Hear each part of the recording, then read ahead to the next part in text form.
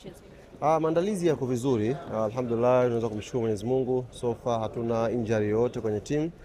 Wachezaji wote ambao wapo kwenye program ya huu mchezo wote wako vizuri na wamesafiri leo kuelekea Arusha, na sisi tunaelekea Arusha muda huu.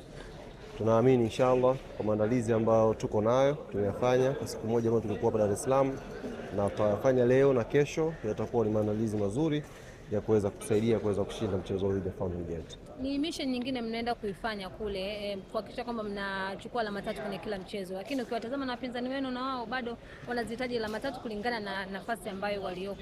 Unauonaje mchezo huu? Utaratibu ni ule ule, kila mtu ajipange kushinda mechi zake. Wao Fountain Gate wapige hesabu zao kwa mipango yao kushinda mechi yao, na sisi tunajipanga kwa hesabu zetu kwa mipango yetu kushinda mechi yetu.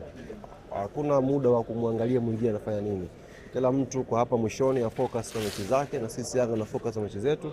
Tukishinda zote, maana yake tumekuwa kwenye nafasi nzuri ya kuchukua ubingwa. Kwa hiyo hatuna muda sasa hivi wa kumfikiria Fountain Gate, kumfikiria Prison, kumfikiria mtu yote. Focus yetu Yanga ni kushinda michezo mingi iliyobakia, tuweze kuchukua ubingwa wetu inshallah. Wapinzani wanaombea mabaya kama mpoteze mechi zenu ili wao wachukue ubingwa kwa msimu huu. Sisi tunaweza kwa mabaya toka msimu unaanza, sababu ukishakuwa bingwa maana yake wanaotamani upoteze wanaanza mapema.